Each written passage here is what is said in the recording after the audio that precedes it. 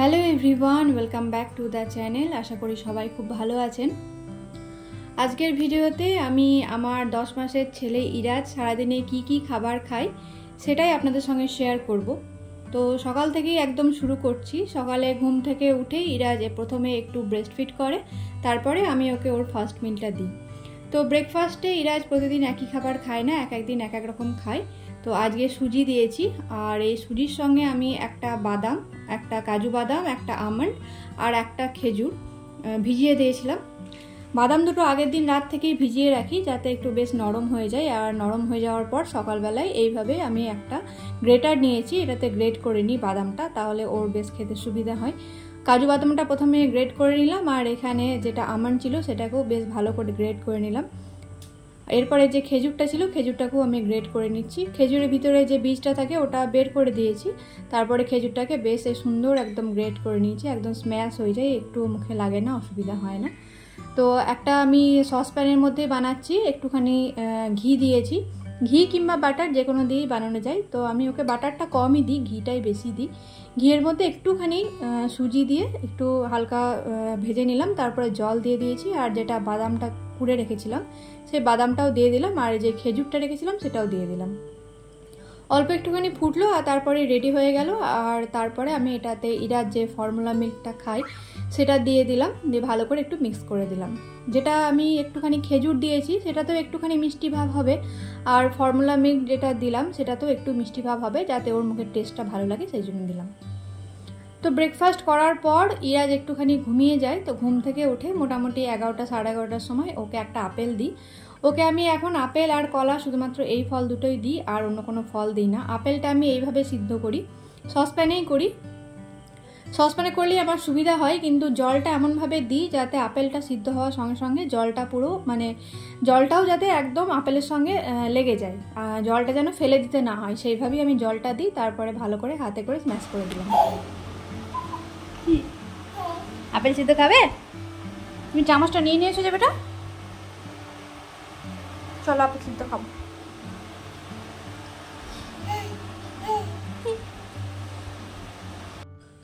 তো আপেলটা আমাকে অনেকেই সাজেস্ট করতো যে প্রেশার কুকারে সিদ্ধ করার জন্য, কিন্তু আমি দেখেছি প্রেশার কুকারে সিদ্ধ করলে ইরাজ একদম খেতে চায় না, কারণ প্রেশার কুকারে না খুব বেশি আপেলটা গলে যায়, আর ওটা তখন ও খেতে চায় না। মানে খুব বেশি সিদ্ধ হয়ে গেলে হয়তো টেস্টটা খারাপ হয়ে যায়, যেমন আমাদেরই হয় যে খুব বেশি সিদ্ধ খাবার খেতে ভালো লাগে না, হয়তো সেরকম ওর টেস্টটা ভালো লাগে না, সেই জন্য আমি সসপ্যানেই করি।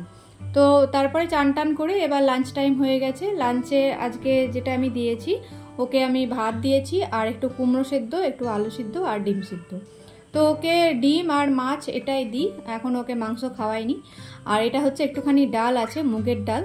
তো এটাতে ফোড়ন দিয়ে আমি করেছি, একটুখানি জিরে ফোড়ন দেওয়া আছে আর একটুখানি টমেটো দেওয়া আছে। জিরে, টমেটো, ধনেপাতা এসব ফোড়ন দিলে ডালে ইরাজ দেখি বেশ ভালো খায়, ওরাও তো ধরুন টেস্ট বোঝে।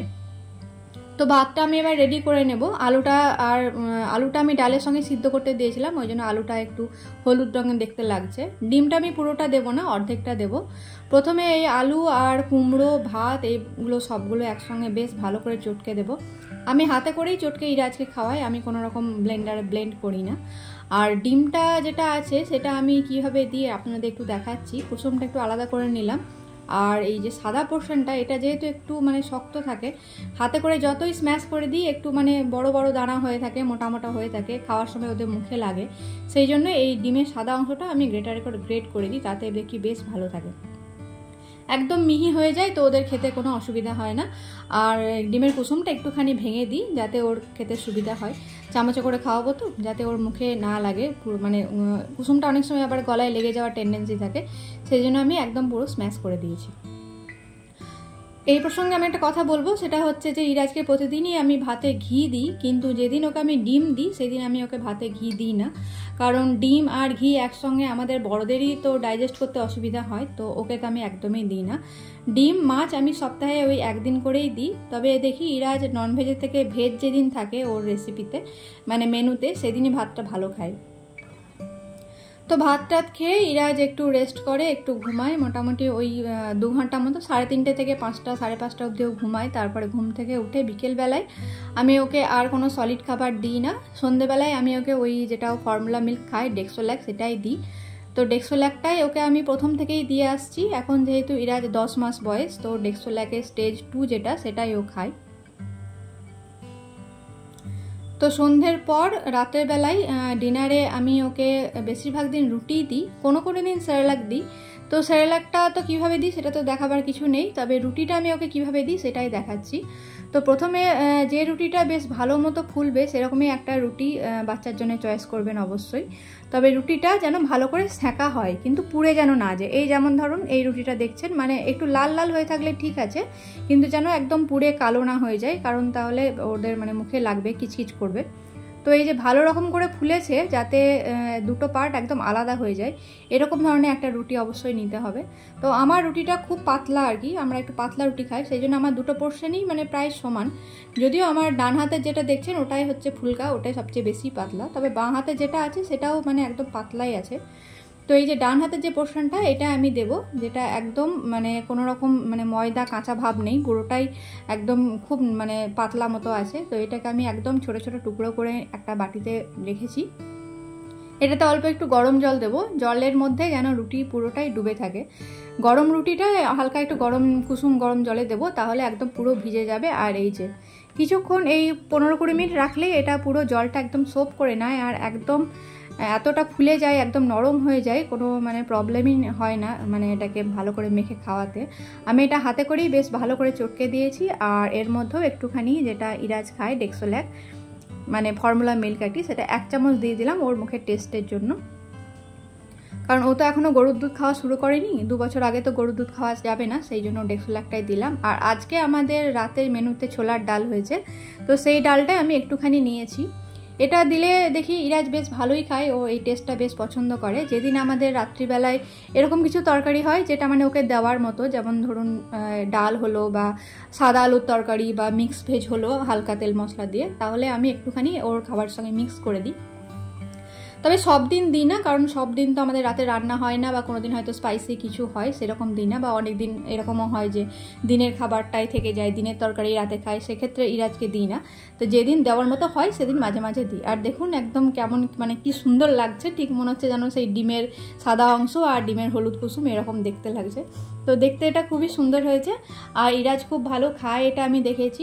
আমারও অ্যাকচুয়ালি এটা বেশ পছন্দের, মানে ওই দুধের সঙ্গে কিছু নোনতা খাবার মিক্স করে খেতে আমার বেশ ভালোই লাগে। তো যাই হোক, এটা ছিল ইরাজের সারাদিনের রুটিন। ইরাজ কি খায় না খায় সেটাই শেয়ার করলাম। তবে ভিডিওর লাস্টে আমি একটাই কথা বলবো, যে প্রত্যেকটা বাচ্চাই কিন্তু ভীষণ স্পেশাল, প্রত্যেকটা বাচ্চাই কিন্তু আলাদা, প্রত্যেকটা মায়ের জার্নিও আলাদা। কখনোই আপনারা একটা বাচ্চাকে আর একটা বাচ্চার সঙ্গে কম্পেয়ার করবেন না।